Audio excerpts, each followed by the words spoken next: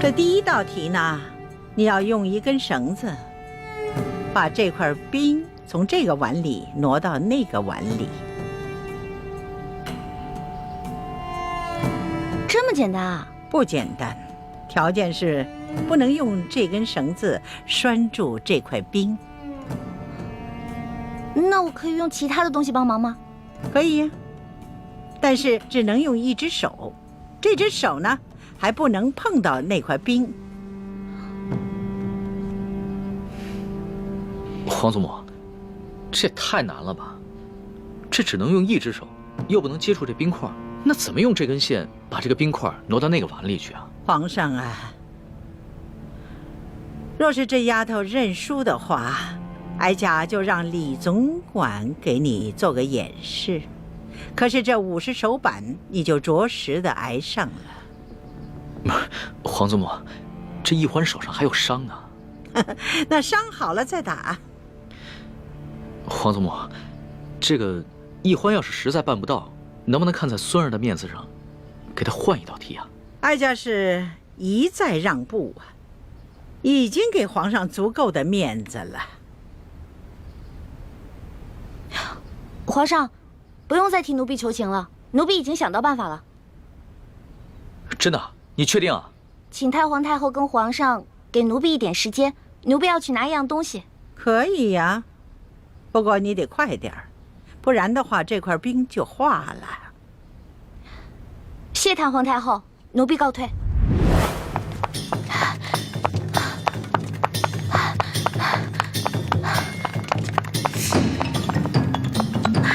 让开！哎，谁家野孩子呀？没点规矩！让开！哎，这孩子。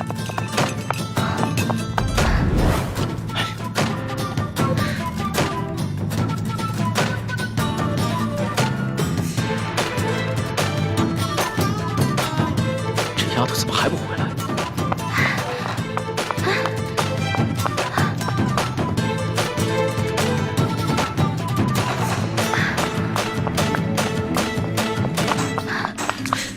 这冰都快化了，你想出来办法没有？奴婢想到办法了。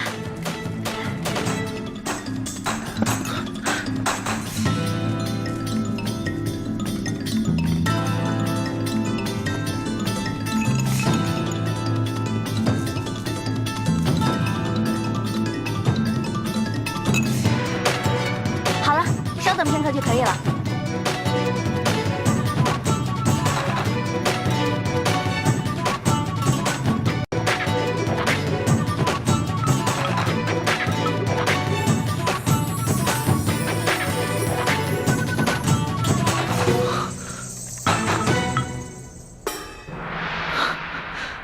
这丫头，没想到居然用这个法子。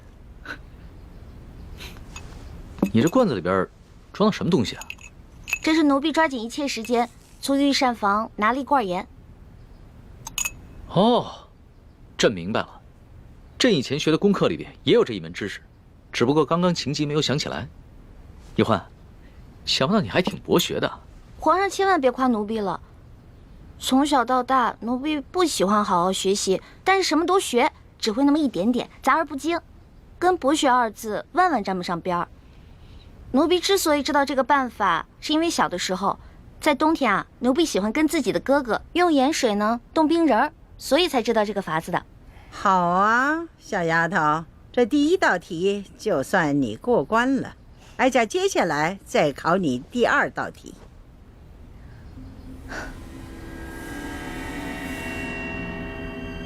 你数数，横着数多少，竖着数多少，一共多少个铜板？数数。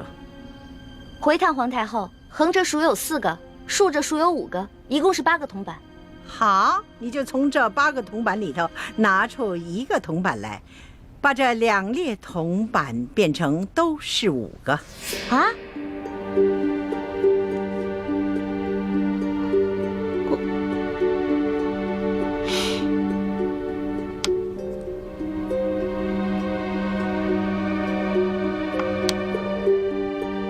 可是这不对啊，横着就变成5，竖着变成4个了。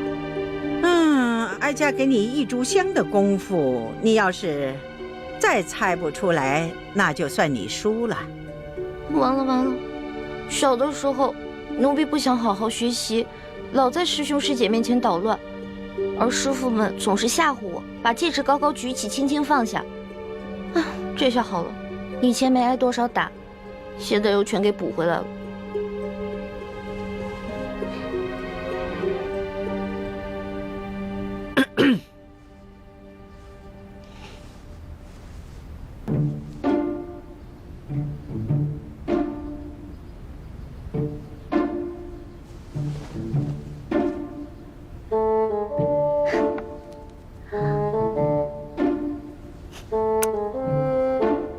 太皇太后，您只说了只能移动一个铜板，但您却没有说不能重叠。您看奴婢做的对不对？哎呀，小丫头啊，这是你自己想出来的，还是有人帮衬你作弊呀？太皇太后恕罪，其实是皇上先想出来的，然后告诉了奴婢，奴婢才说出答案的。你这丫头，朕好心帮你，你还出卖朕。皇上，对不起，如果这道题没做出来是小事儿，但是如果因此欺瞒了太皇太后，那可是犯了大罪。皇祖母，其实呢，孙人也就是摆了个手势，不能算是作弊。再说了，这道题啊，它本来就简单，孙人就算不提醒易欢，易欢他自己也能想出来的。你这易欢小丫头，她若是不承认，你皇上也不承认，那哀家再怀疑也逮不着你们的把柄。罢了，就看在你这小丫头诚实的份上，这道题就算过了。谢太皇太后。太皇太后，您人真好，就像画里走出来的观世音菩萨转世似的。净说漂亮话。好了，哀家呢，接下来再给你下第3道题。不过呢，皇上，你就不能再度的帮衬作弊了。孙儿明白，这第3道题，孙儿绝对不会再帮他作弊了。你如果再作弊，当然也算输。这第3道题，小丫头，你听好了啊，什么事情别人都能做得到，偏偏你自己做不到。这个嘛，奴婢知道了。除了奴婢，其他人都能杀了奴婢，唯独奴婢自己不能杀了自己。好，这个答案好。皇祖母，这一关易欢算是过了吧？哎呀，皇上啊，不要高兴得太早了。你想想啊，一个好好的人，他为什么平白无故的去杀人呢？当然了，每个人都有能力去杀自己，只是呢，看他愿意不愿意杀自己。所以呢，这个答案不对。这道题的答案不对啊？当然了，这个答案呢，是需要有人来演示的。太皇太后，奴婢现在脑子都成浆糊了，实在是想不到答案。看来你是自愿认罚了。皇祖母，孙儿也不敢再为易欢求情了。孙儿只是希望你能多给易欢宽限1日的时间，让易欢自己回去好好想想。好啊，那就看在皇上的面子上，就宽限你1天。为了不让别人给你帮衬作弊，哀家就要把你留在慈宁宫1天。待到明天这个时辰，你要是再答不上来，那就要着实挨打了。谢太皇太后。李欢这个小丫头真够机灵的啊，轻而易举的就解了这几道题。原本妾身出的第2道题是可以难住李易欢的，如果不是皇上相助，只怕他早就输了。皇后不要这么想，即使是皇上没有相助，这李易欢他也会答得出来的。只不过是呢，多花些时间罢了。幸好皇祖母出的第3道题把他难住了，就算他想了3天3夜，也未必想出答案。只是，又怕这一夜之隔，又有人给他送答案去了。只要皇后你知道哀家为什么出这3道题的目的，就可以了。为什么计较结果呢？如果这李易欢没有想出这个答案来，那作为皇后你该怎么做才会是最好的结果呢？鳌拜已经被打入天牢了，你难道还要替他卖命？我哪有替鳌拜卖命？我这不跟你一样被鳌拜逼着服了大补丸才身不由己的吗？我也就是偶尔替鳌拜传递一下消息，哎，可我没有做过什么过分的事情啊。李太医，看在咱们是同乡又是同姓的份上，一定要替我保守这个秘密，可千万别出卖我呀。我们不出卖你，你就要出卖我们。易欢打了康熙一巴掌，你为什么要跟太皇太后告密？这叫杀人灭口。冤枉啊，李太医！我虽然跟你一样受制于鳌拜，可是鳌拜说了，我是他内线当中身份最特别的一个，有什么事他单独跟我联系。除此之外，别人毫不知情，我根本就不知道你们兄妹也知情啊，又怎么可能想到去杀你们兄妹灭口呢？我跟易欢，毕竟是皇上安排在鳌拜身边的人。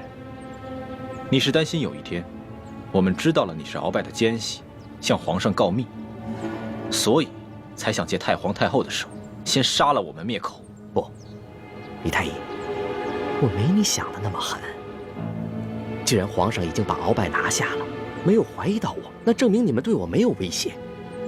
再说了，我是奉了太皇太后的懿旨，监视皇上，每日向他汇报皇上的一举一动。可是皇上已经亲政，权威日重，我再也不敢像以前一样，真的事无大小巨细都向太皇太后去汇报。更何况皇上那么宠爱你妹妹，我怎么可能挑拨太皇太后去杀了你们兄妹呢？我要是这么缺心眼的话，我还能活到今天，还能当上大内总管？不是你，那会是谁呢？这我是真就不知道了。在皇宫里啊，这人际关系复杂着呢，你都不知道这背后谁拿着谁的钱，替谁办这事儿呢。好吧，我暂且相信你。看在咱们是同姓同乡的份上，这事儿就这么过去了。以后啊，我们要多多相互照应才是。对，相互照应，相互照应。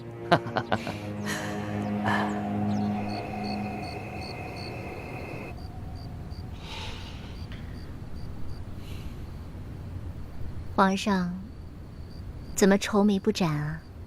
是在为易欢妹妹烦心吗？太皇太后出的最后一道考题实在是太难了，真想破了脑袋也想不出答案来。妾身想来想去，也想不出什么办法。哎，雪嬷嬷，你可有什么好的主意啊？老奴也想不出来。皇上不必发愁，这朝中人才济济，皇上何不暗中召集几位心腹大臣，共同商议一下，集思广益呢？说得对啊，婉心，这后宫之中，就属你最温柔体贴。别的嫔妃啊，都嫉妒易欢，巴不得暗中盼着易欢出事，只有你，才是真心实意的对他。妾身一来是为了帮皇上分忧，二来是真的喜欢易欢妹妹。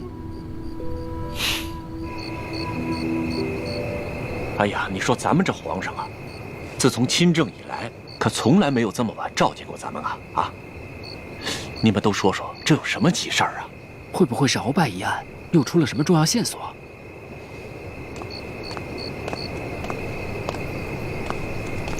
嘿，李太医，你也来了？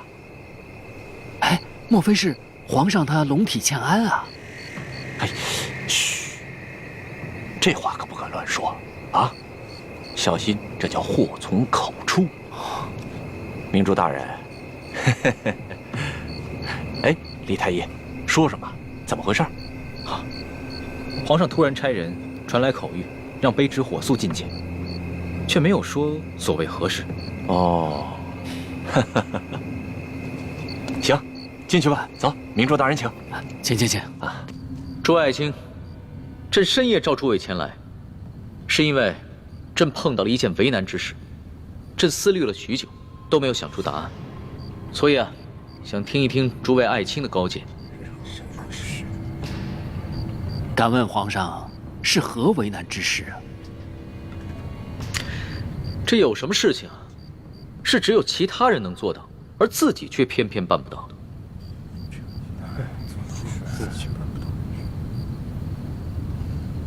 哦，原来皇上是为这样的事情在为难啊。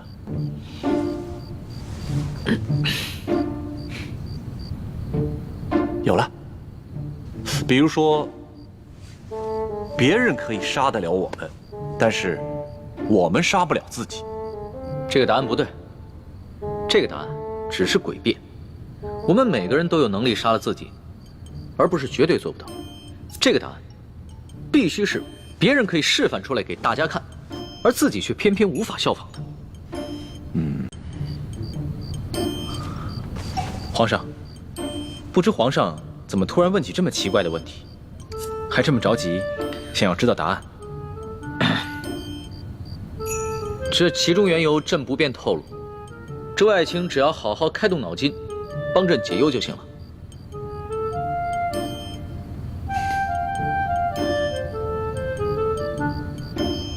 有了，皇上。皇上，我们每个人都不能提着自己的头发，把自己从地面上提起来，但别人可以呀。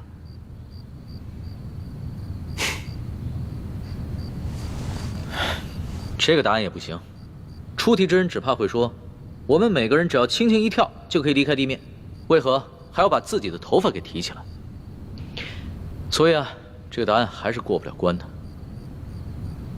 皇上，此等古怪刁钻的问题，实在是难有标准答案。究竟该怎么回答，完全要看出题的人是否在故意的刁难。皇上，这出题的到底是何人？他有何目的啊？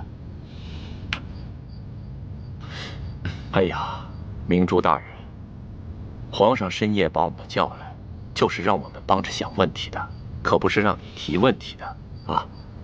皇上，此等问题并非奴才们所擅长回答的，就算让奴才们站在这儿想上一晚上，也想不出令皇上满意的答案。倒不如让奴才们各自回府去，然后和府里的那些幕僚们一起去商量，然后把答案写在纸上，赶在天亮之前送到宫里来。或许其中会有让皇上满意的答案。那只能如此了。行了，你们都先退下吧。这，臣等告退。李太医，你留一下。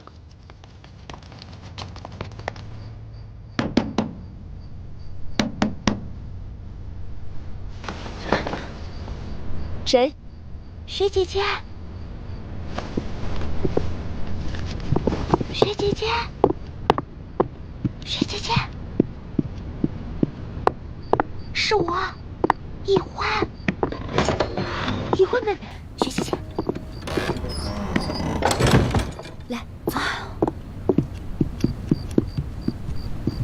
哎呦，你怎么过来了？你不是被皇太后软禁在慈宁宫了吗？那个老太婆哪知道我的厉害啊，派了个小小的宫女看着我，我直接把她的昏睡穴给点了，我就从床上溜出来了。不过薛姐姐，我不能在你这儿待太久，皇上不在，我怕那老太婆发现了对我下毒手。好。这索额图和明珠府上养着上百的能人异士，在天亮之前必定能找出朕满意的答案。只不过太皇太后为了防止朕作弊，已经派人盯着易欢了。李太医，你有没有什么办法能把这个答案神不知鬼不觉地传递给他？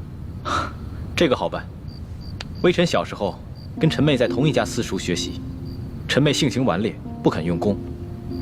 为了帮陈妹逃避师长的责罚，微臣也常常在暗中帮陈妹作弊。到时候，皇上只要用微臣当时的办法，把答案传递给陈妹即可。皇上啊，正在连夜召集心腹大臣，帮你一起想答案呢。这个皇上对你可很上心哦。唉，她只不过是见惯了宫里这些贤良淑德的女子罢了，对我呢，只是图个新鲜。徐姐姐，我来是想告诉你，我找到铜匣了啊！我要跟朱哥哥吃住紫禁城了。铜匣，你已经找到了？嘘。这个铜匣是从鳌拜府找到的，我怀疑呢，我们明珠谷有内奸，把铜匣这个秘密告诉了鳌拜，但是鳌拜出于私心就没有上报给朝廷，就一直把这个铜匣收在自己的府里。啊，原来是这样。真没想到咱们明珠谷里有奸细，会是谁呢？不知道，不过朱哥哥已经告诉我爹了，我爹现在赶回明珠谷，跟各位师傅商量一下查清奸细的事儿。哎呀，你说这奸细会不会把你我的身份也泄露给了鳌拜？据我推断，这个奸细应该还不知道我们在谷外的行踪，他更不可能料到我们居然潜进了皇宫，所以我们在世是安全的。有道理。好了，既然你们兄妹之间有此等传递消息的妙法，那朕也就放心了。那微臣先告退了。啊，等一下，皇上还有什么吩咐吗？真没想到，这么顺利就把铜匣找到了。早知这样，我跟师父也不用费尽心机进皇宫潜伏了。别难过了，学姐姐，我来这儿还想告诉你件事情。如果明天我那第3道题答不出来的话，那个老太婆肯定要毒打我一顿，到时候我只能脚底抹油溜了。我跟你说啊，那个铜匣还有搜刮来的那些金银财宝，都放在我永乐斋的床底下了。我们走了以后，只能靠你跟六师傅去取了。一旦取好了，赶紧跟我们一起撤吧。我早就盼着这一天了。哎，小师妹，其实你尽快离开紫禁城也是对的。你都不知道，看到你整日跟皇上形影不离的，大师兄心里有多别扭。朱哥哥哪儿都好，就是太小气了。哎，我不能跟你说了，我得赶紧走了，被人发现了我就死惨了。哦，你小心点啊。知道了。这鳌拜一直不肯交出大补丸的解药，朕派索额图去鳌拜府上搜查，也没有搜到。李太医，你既然能解了朕的毒药，那这大补丸之毒你可能解。皇上，鳌拜并不敢谋害皇上的性命，所以给皇上下的只是扰乱心神之毒，而且分量很轻。但他给陈兄妹所服的大补丸，是他用来控制手下的独门毒药。微臣想尽办法，也只是配出了缓解毒性发作的药。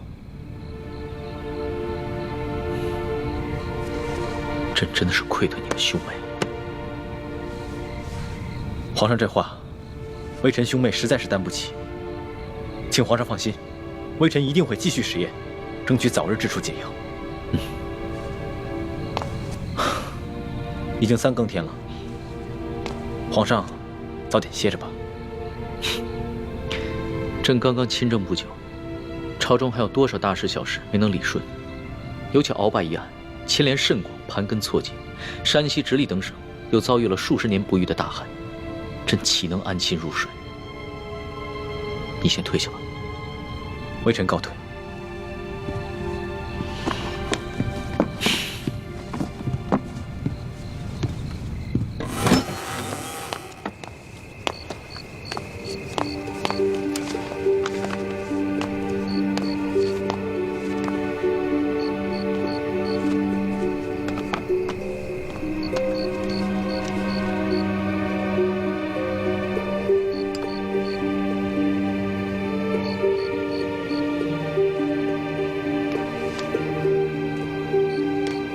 想不到他竟如此勤政。我听了小师妹的话，帮他斗斗鳌拜，也许失算了。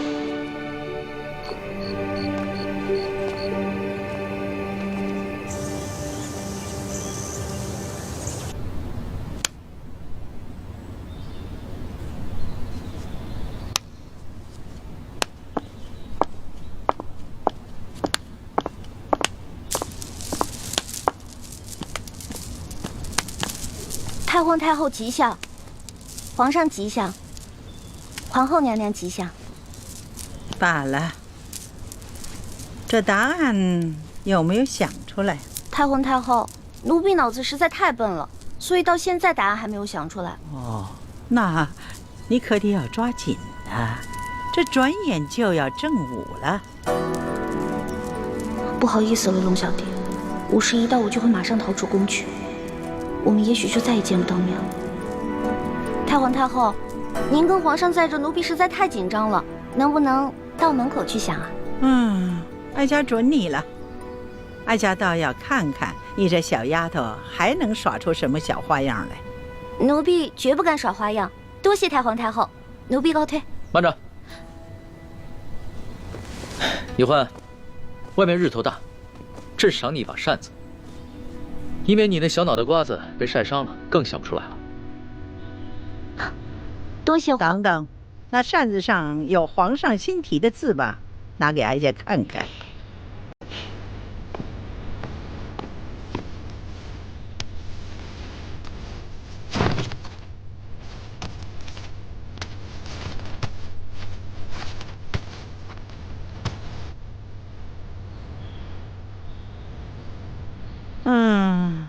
以哀家看来，这皇上的字就是好啊。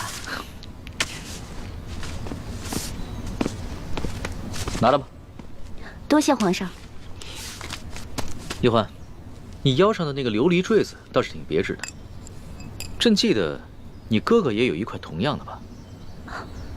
奴婢跟哥哥是同日所生的双胞兄妹。这个琉璃坠子呢，是爹送给我们的生日礼物。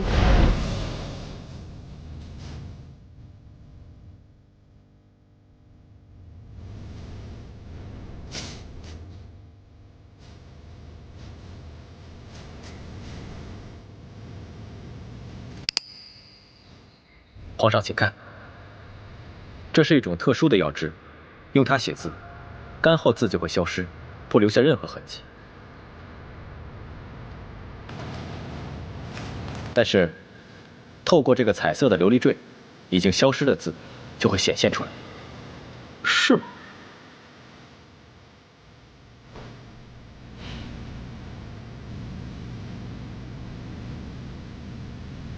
哎，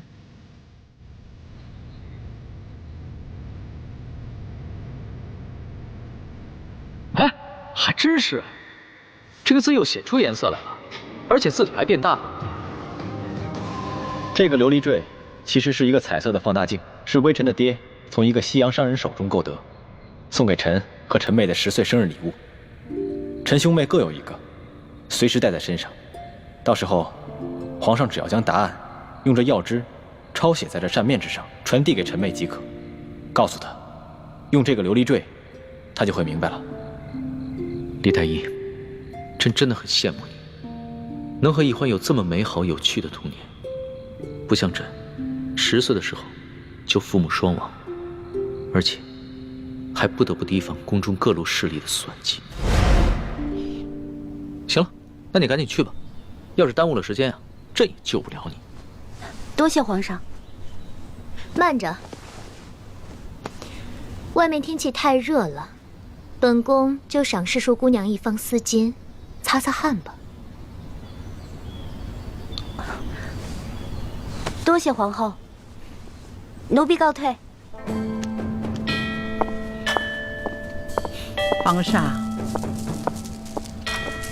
上好像一点不为这小丫头担心呢。皇祖母，易欢她只是本性纯良，并不是笨，虽然相信她一定能想到答案的。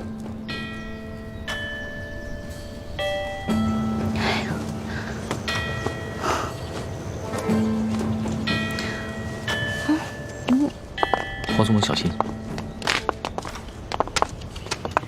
来，皇上，能不能叫2个人帮奴婢推下车啊？走了。这谢皇上，你们两个帮我推下车。哎，你扶我一把。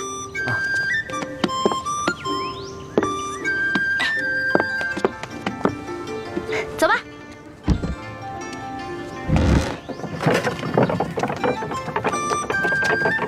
好，停。来，放下。那个，你再来扶我一下。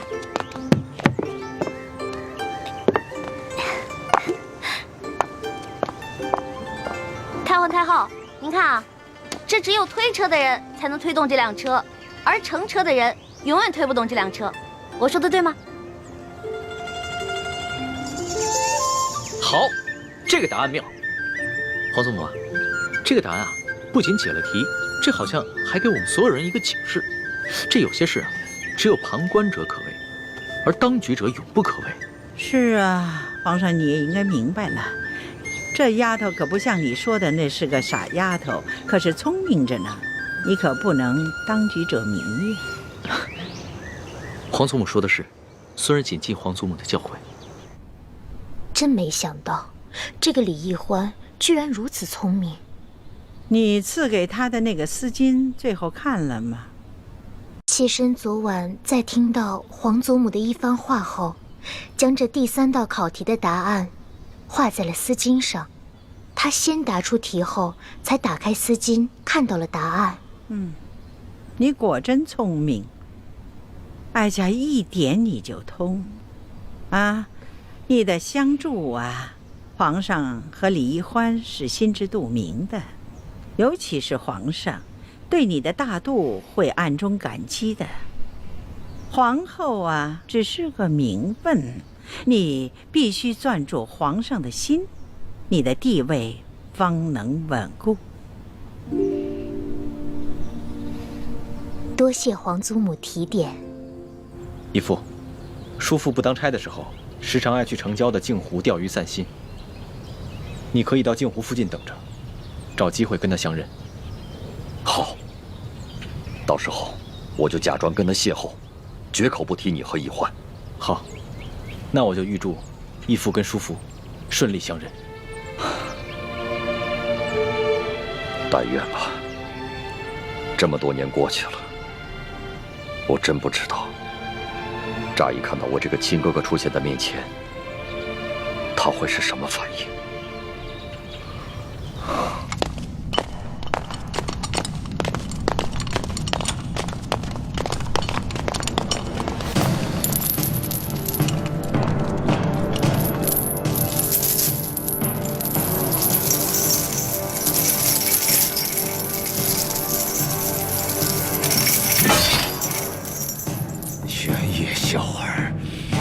终于赶来见老夫了！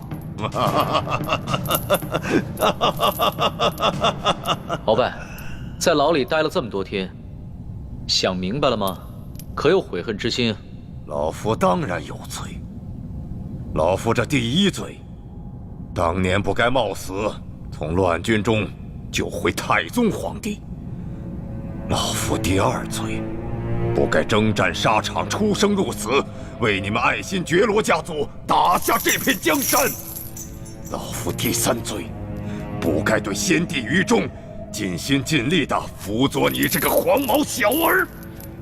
老夫第四罪，明知你翅膀硬了，要来诛杀老臣了，要独揽大权了，老夫未能先下手为强，除掉你这个昏君。事到如今，你还睡在几十年前的功劳簿上，丝毫没有反省。你圈地害民，党同伐异，欺君罔上，弄权误国之罪。要不是你当年救过太宗皇帝，要不是你为大清朝立过那么大的军功，朕就算砍你脑袋100遍都不为过。老夫现在是做了阶下囚，这一生的功过随你红口白牙怎么说。但是玄烨，我告诉你，你不要以为你除掉了老夫，你的皇位就能够坐稳了。在你身边潜伏着2条毒蛇，他们随时都会要了你的命。你说的什么意思？朕不明白。那老夫就告诉你，你以为李建清和李易欢兄妹二人是真心对你效忠的吗？他们实际上是在挑起你我君臣之间内斗，居心叵测。他们帮助你擒拿住老夫，只是为了骗取你的信任罢了。在你未动手之前，那个李建清就来找过老夫，把你的计划悄悄地告诉了老夫。老夫只是一时拖大，以为就凭你训练的那几个会摔跤的少年，怎么能拿下老夫这大清第一勇士呢？也没料到那李氏兄妹二人居然会反水，这才让你侥幸的险胜了。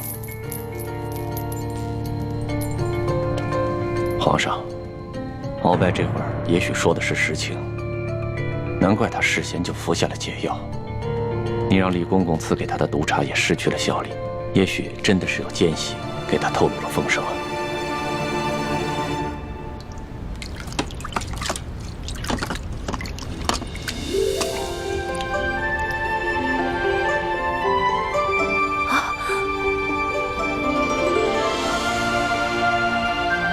这铜匣果然是真的。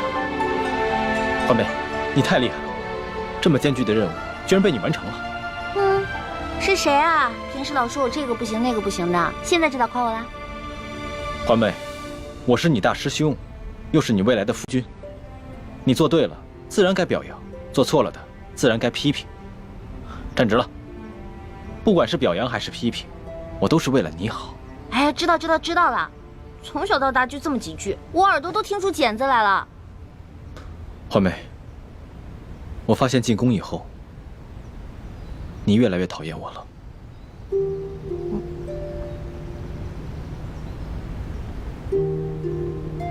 鳌拜，你以为朕会中了你的挑拨离间之计吗？是，皇上，鳌拜也许死到临头了，还要这样搞挑拨离间的小动作。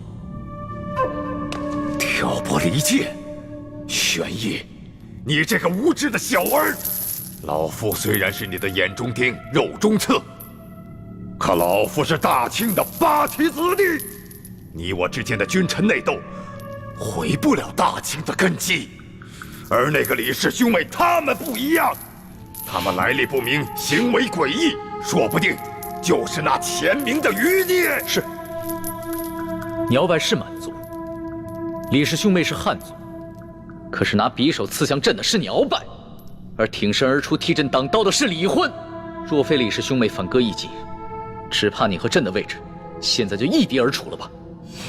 所以朕明白，你恨李氏兄妹，你巴不得置他们于死地，朕是不会上你的当的。玄烨小儿，你果真是一个没有出息的君王。你被那李易欢的美色所迷惑，你被李氏兄妹二人玩弄于股掌之间。我们这些八旗子弟打下来的江山，终将毁在你的手上。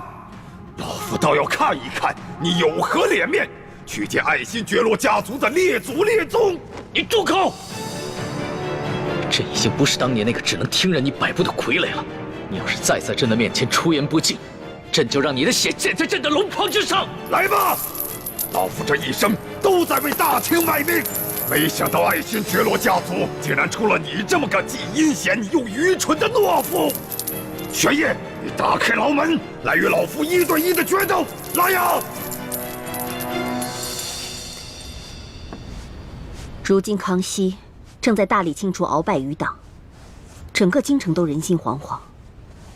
如果把这铜匣和易欢得来的珠宝全部运出宫去，放在慈航药铺反而不安全，不如就继续放在这个永乐斋吧。师父说的是，毕竟眼下这永乐斋还是安全的。等大师傅离京之时，咱们再把这铜匣悄悄带出宫去，让大师傅带走。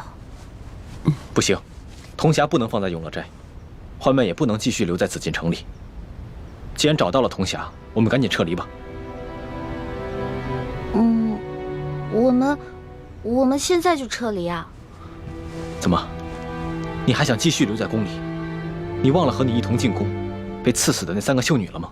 忘了那些仅仅因为看到你打了康熙一巴掌，就被赐鸩酒的宫人了吗？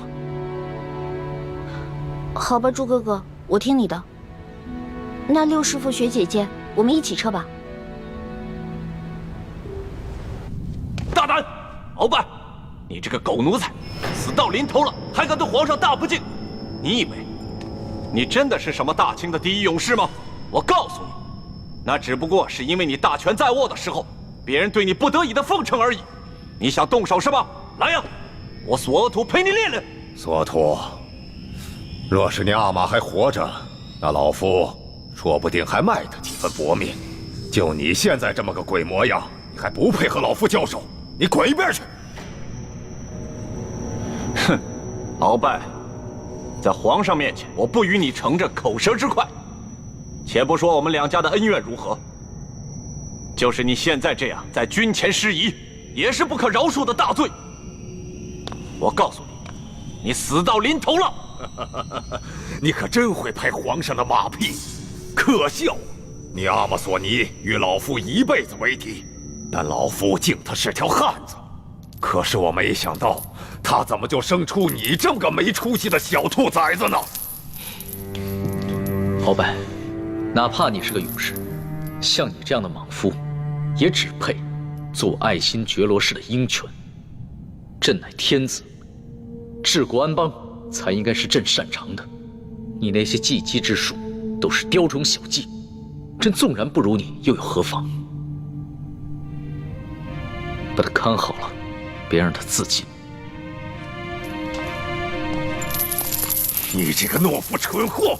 你回来！你宁肯相信居心叵测的李氏兄妹，也不肯相信老夫这三朝老臣！你回来！我要见太皇太后！我要见太皇太后！回来！不行，我们现在还不能撤。第一，默笙和倩影他们还没有找到1号金钥匙，万一那把金钥匙就在这皇宫当中呢？第二，也是最重要的，鳌拜到底有没有在明珠谷安插奸细？这个奸细到底是谁？我们一定要查个清楚。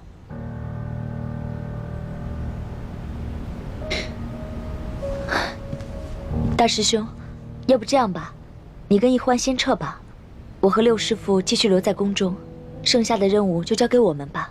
哎，不行不行，怎么能把你们两个留在宫里呢？我们要共同进退。太子，如今康熙对你和易欢极为信任，想要查出明珠谷中的奸细到底是谁，你们比我和倾城的机会大很多。眼下的确还不是撤离的时候。六师傅，是我思虑不周，我只想着让易欢赶紧离开康熙，以免受他蛊惑。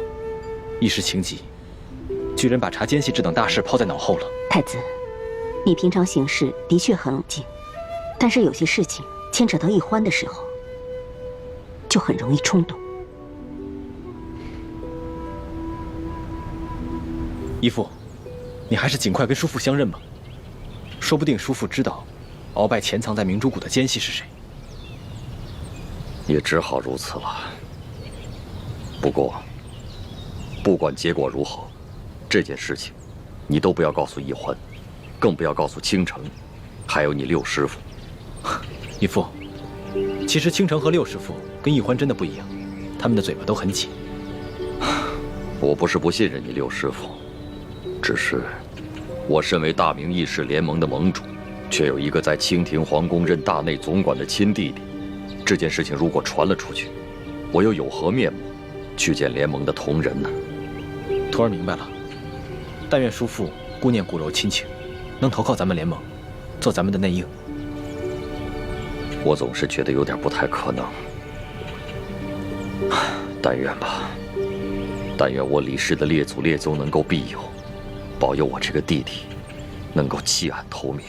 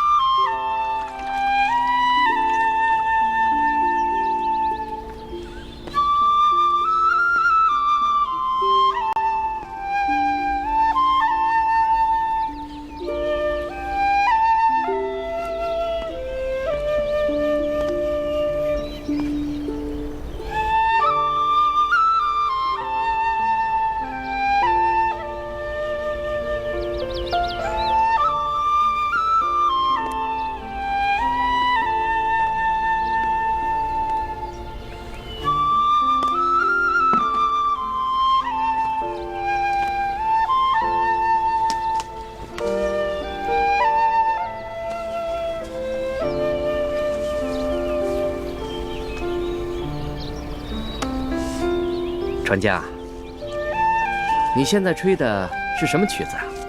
我怎么听着这么耳熟啊？好像是在哪儿听过一样。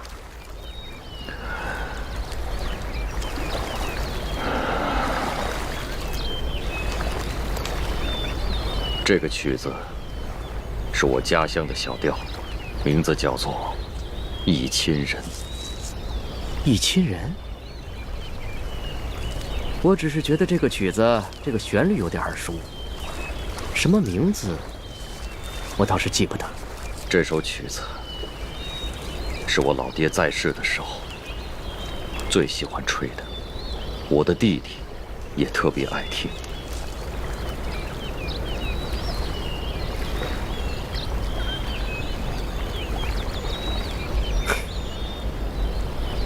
这个曲子我小的时候也特别爱听，只是有好多年没有听到了，现在也忘得差不多了。真没想到今儿在这儿听到了。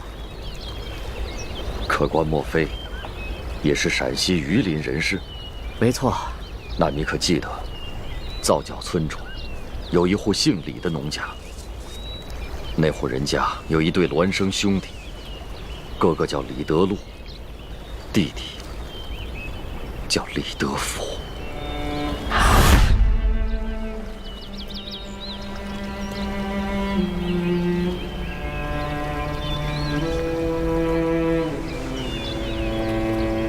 你是？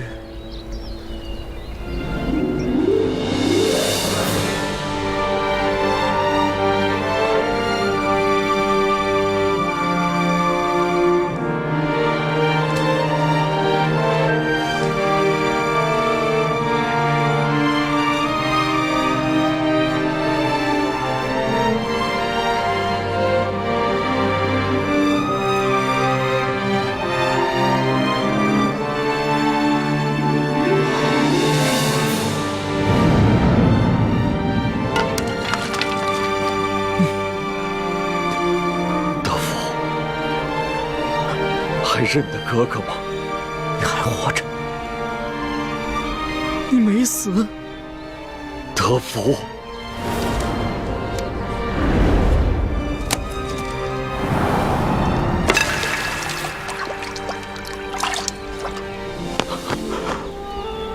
德福，真没想到，哥哥在有生之年还能再见到你。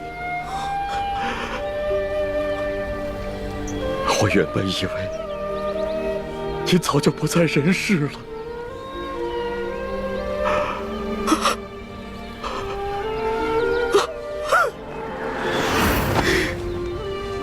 哥，德福，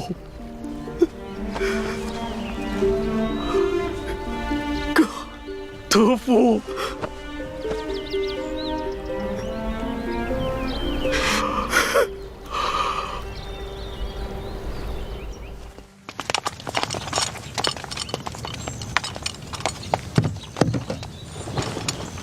哎，是寿姑娘。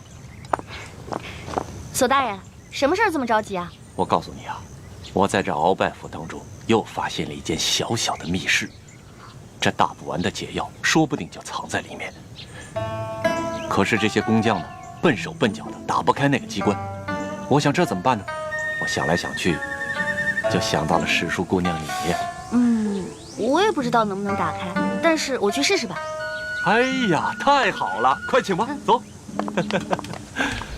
大哥可成家了？嫂子可贤惠？有几个子女？成家了，有3个孩子，2儿1女。至于你嫂子，她早已不在人世了。是啊，这世道原本就不太平，又有几家人能够骨肉相守的？大哥即便如此不幸，也比小弟强多了。当年你引开追兵之后，我就一个人在外四处流浪，到处打听你的下落。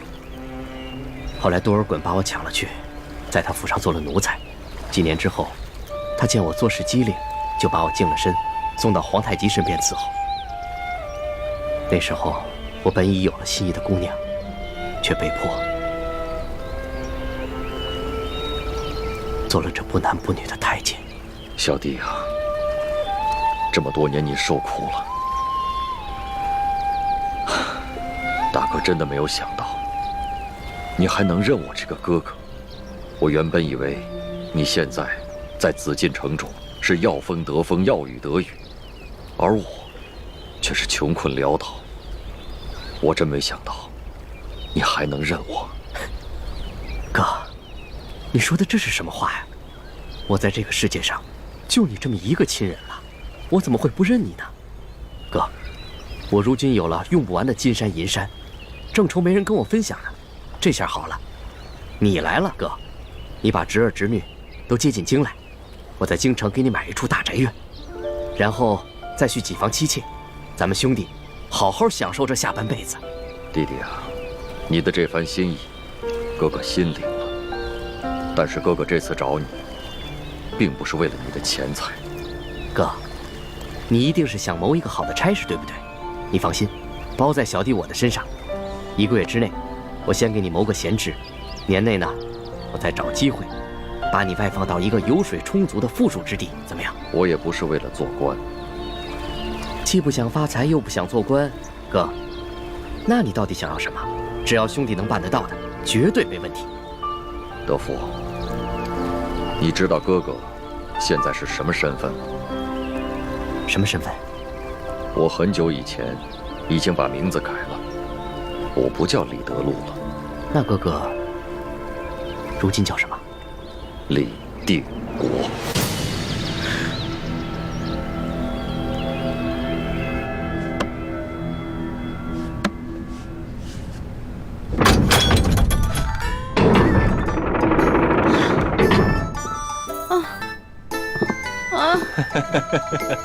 累死我了！哎呀，世主姑娘，真是辛苦你了啊！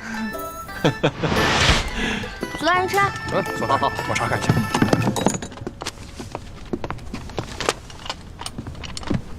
索大人，啊，这箱中没有解药，全是文书信件。没有解药，我看看。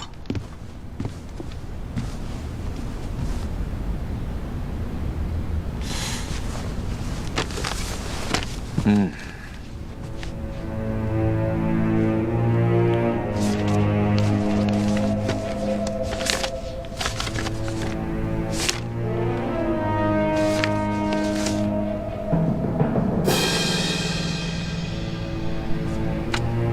纳赛，在。把这2个箱子给我封起来，抬进宫去，呈给皇上。德福，你可愿意跟哥哥一起共干一番大事业，光复我大明王朝？德福，你倒是说话呀！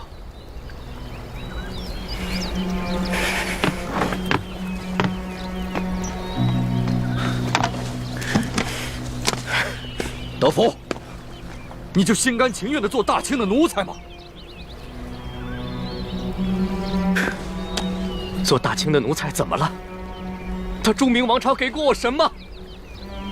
杀死了我的爹娘，饿死了一整村子的人，害得我们骨肉分离，逼得我走投无路，只能在死尸堆里面刨吃的。后来还被迫做了这不男不女的太监。我辛辛苦苦了30多年，我苦熬了30多年，如今你却让我为朱氏的后人去冒杀头的危险。德福，你听我说。我不听。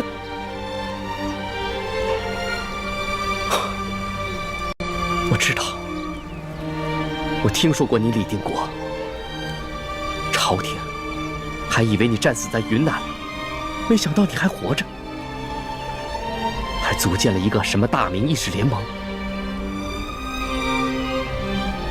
道不同不相为谋，你我都不必妄想劝动对方。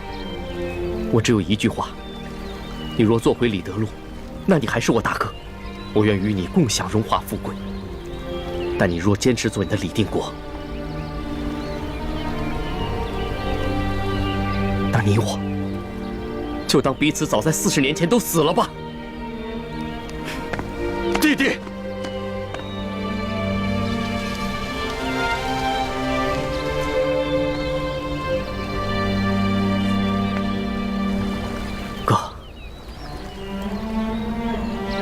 最后问你一句，你是要做李德禄，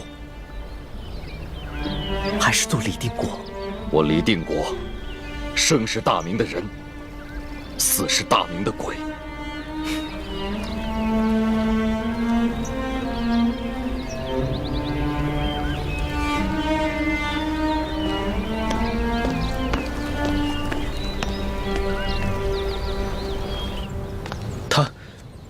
他就这么走了？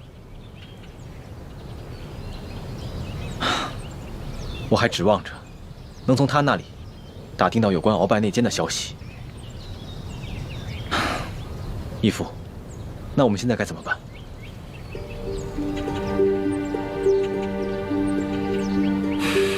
既然他贪图荣华富贵，敢为大清走狗，那我就当他40年前就已经死了。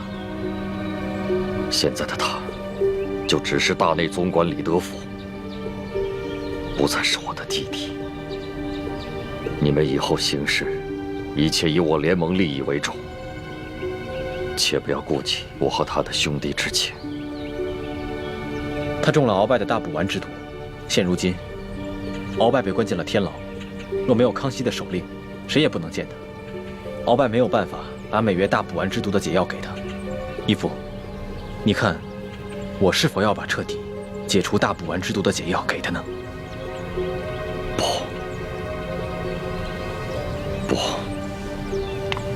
不能彻底帮他解脱。你在宫中多次试探他，以他的心机，这次我跟他相认，他多半会怀疑到你。万一鳌拜供出他来，那他极有可能出卖你跟易欢，甚至出卖我这个亲哥哥，来将功赎罪。那义父的意思是？眼下只能利用大补丸来控制他，这样一来可以保证你跟易欢在宫中的安全，二来你跟易欢在宫中行事，有他相助，也会便利一些。可他毕竟是您的亲弟弟，我跟易欢的叔父，我们这么做，未免也太……太子，你以为我如此算计，我的心里就好受吗？他可是当年我豁出性命去要保护的亲弟弟呀！可现在在国家大义面前，我没法再顾及兄弟之情。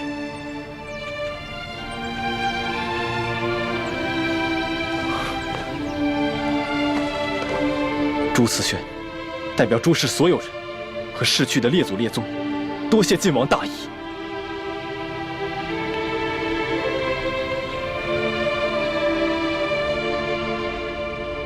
真没想到，李公公居然是我爹的亲弟弟，我的亲叔父。是啊，李公公为人圆滑自私，和义父完全是心性相反的两个人。可是朱哥哥，虽然李公公这个人圆滑自私，但是他是我爹的亲弟弟，我的亲叔父。他虽然不肯投靠我们，但是他也没做什么出卖我们的事情啊。我爹让咱们拿大补丸的事情去威胁他，我怎么觉得心里过意不去呢？其实，我心里也过意不去。不过既然义父吩咐了，我们也只能执行。有时候想想，我爹也真够冷血的。他居然亲手射杀了我娘，那可是为他生了3个孩子的结发妻子啊！当时他还射了我一箭，还好我身上有个玉佩，要不然，我早就没命了。环妹，你千万别这么说。若是让义父听到了，他该有多伤心呢？义父也是迫不得已，舍小我取大义，就像古时候舍弃自己的亲生儿子而救护赵氏孤儿的义士程婴。可我从来不觉得程婴做得对啊，为什么他的儿子要替赵氏孤儿去死呢？2个孩子的命难道不一样重要吗？从小我一直不明白，为什么我爹总觉得你跟你父皇的命要比我跟我娘的命更重要？越说越不像话了，这就是君臣父子伦理纲常。你记住了，这话千万不能让义父听到。知道了，我这不偷偷跟你一个人说吗？我知道我说这些话大逆不道，以后不说行了呗。哎，千万别跟我爹说啊。你知道就好，欢妹，你记住了，平时再怎么任性，再怎么胡言乱语都没关系，唯有这些有违伦理纲常的话，千万不能再说了，知道吗？哦，你怎么跟龙小弟一样啊？严肃起来让我心里特别害怕。不跟你说，我要去找我龙小弟玩了。欢妹。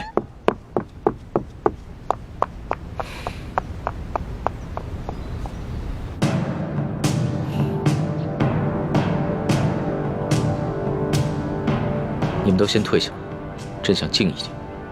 这。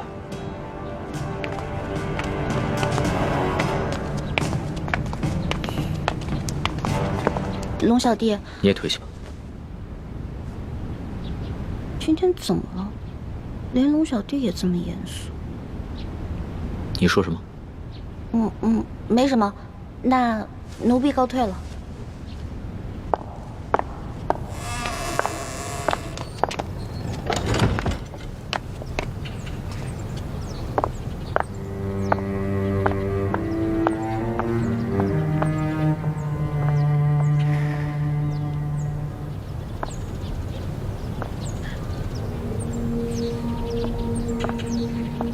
叔父在这宫里熬了30多年，才换来看似风光的荣华富贵。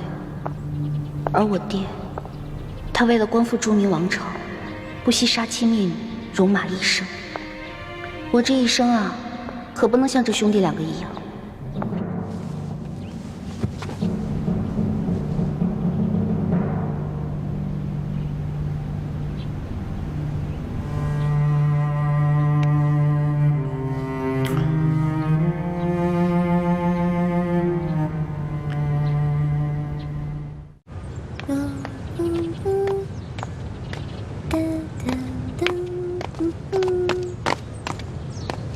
朱哥哥，你怎么在这儿？我在等你回来。你走以后，我心里总是不安宁，老想着我刚才是不是把话说重了，让你不开心了。对啊，我就是不开心了。我逗你的，我哪有那么小心眼儿啊？一件事情放在心里憋那么久。你没生气就好。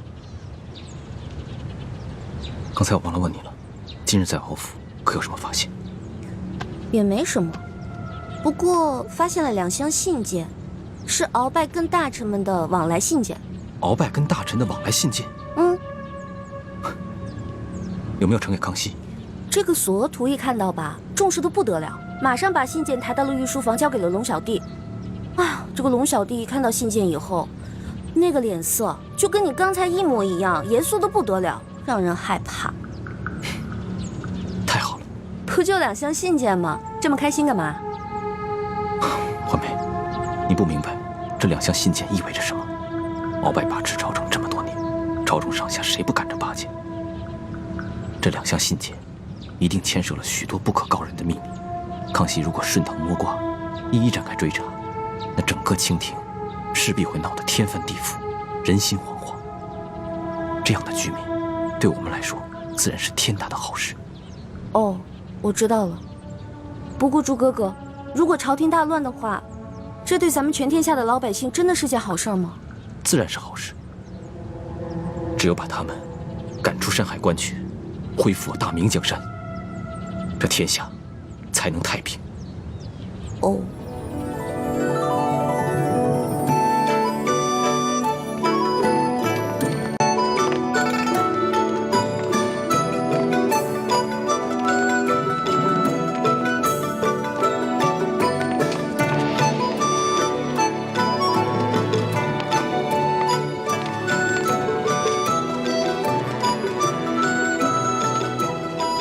难道这是一出鸿门宴？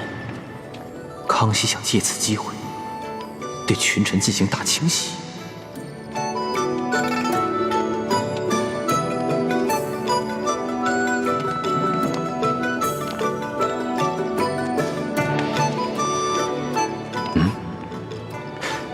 这个御花园中必定埋伏了大量的兵士，我怎么没有听到半点异常响动？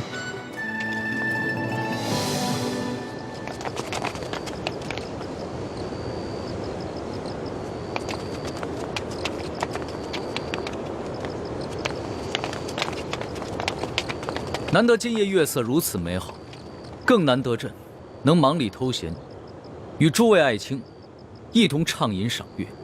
诸位爱卿，一同陪朕共饮一杯吧。谢皇上恩典。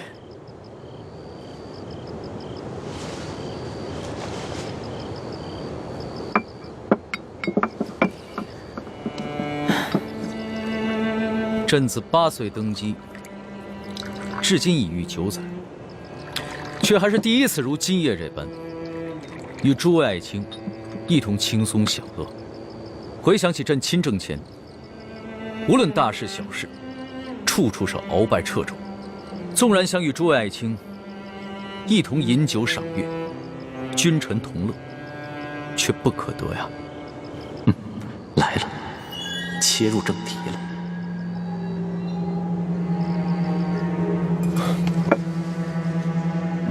皇上，奴才恭贺皇上，铲除权奸，重振朝纲。